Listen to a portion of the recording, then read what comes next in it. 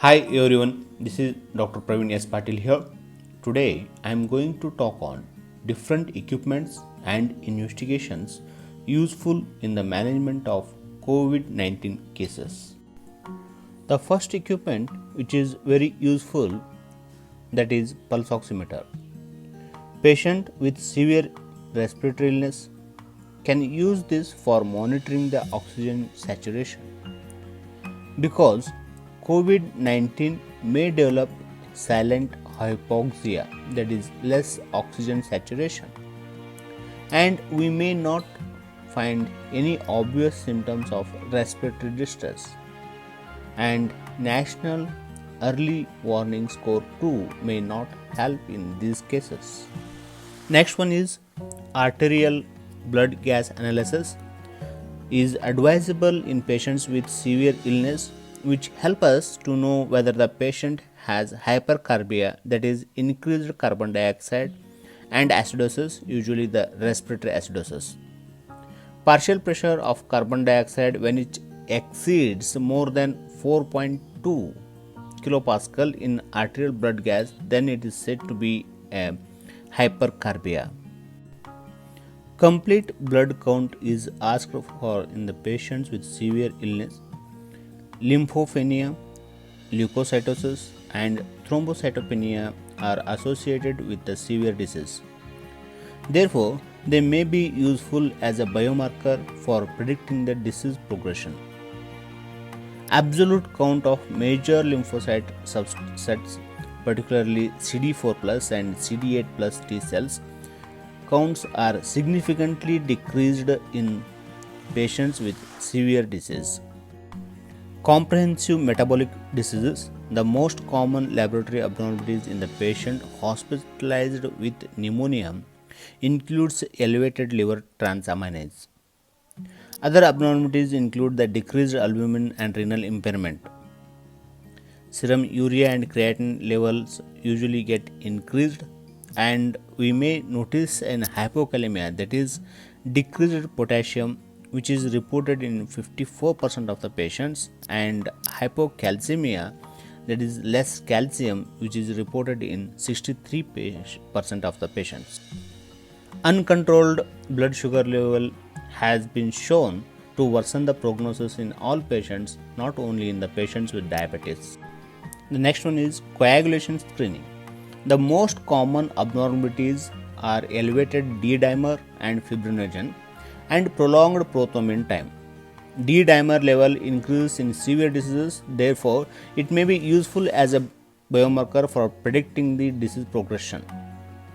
So, in case of D-dimer elevation, so morbidity rate will increase by twofold and mortality will increase by fourfold.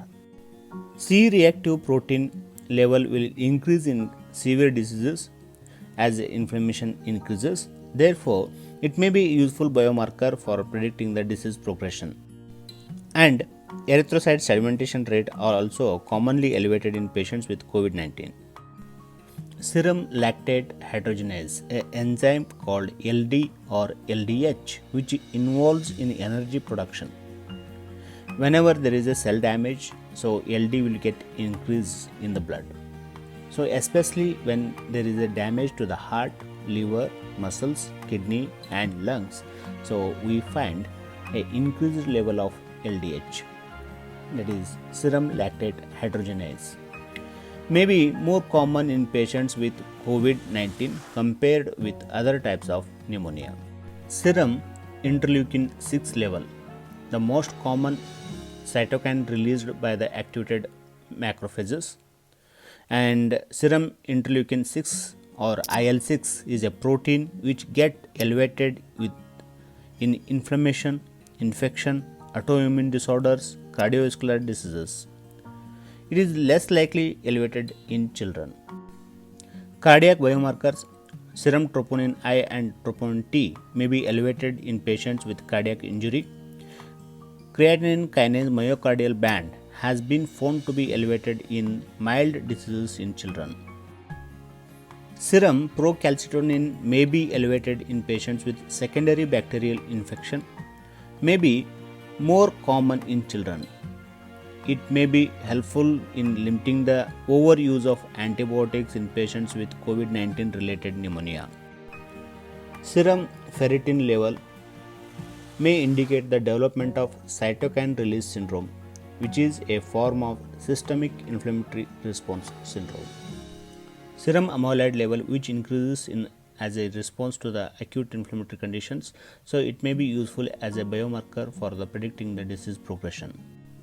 Culturing the blood and sputum is used to rule out the other causes of lower respiratory tract infection and sepsis, especially patients with an atypical epidemiological history.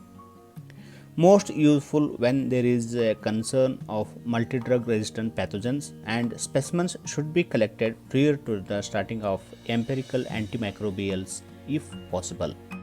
Reverse transcriptionase polymerase chain reaction, the most widely used investigations nowadays for the detection of the COVID-19 virus. In case of ambulatory patients, nasopharyngeal or oropharyngeal swab is advisable for the sample collection. And in case of severe acute respiratory illness, either sputum, endotracheal secretion, or bronchoalveolar lavage is advisable for the investigation. World Health Organization says sensitivity and specificity of RT-PCR for diagnostic testing are unknown, but some other data says a 90% of sensitivity and 98% of specificity for RT-PCR.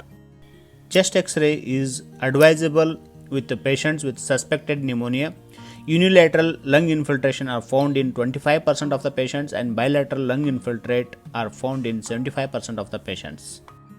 After the infection of the COVID-19, the people will get antibodies for that. So those antibodies are used for detection.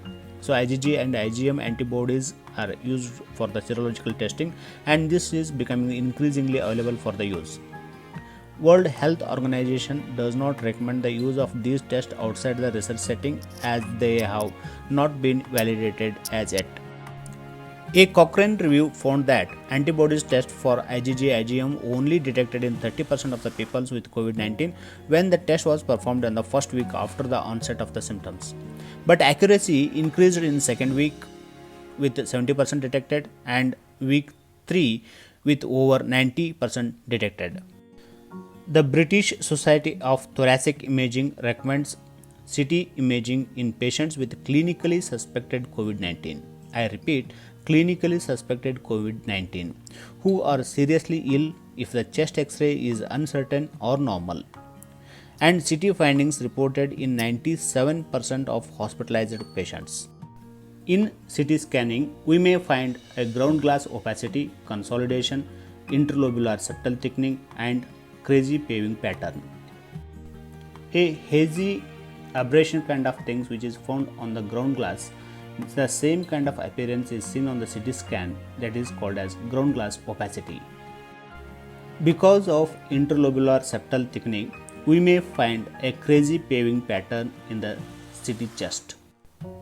We may find a normal or mild CT findings in case of children, and CT findings peaking at the 10th to 11th day after the onset of the symptoms.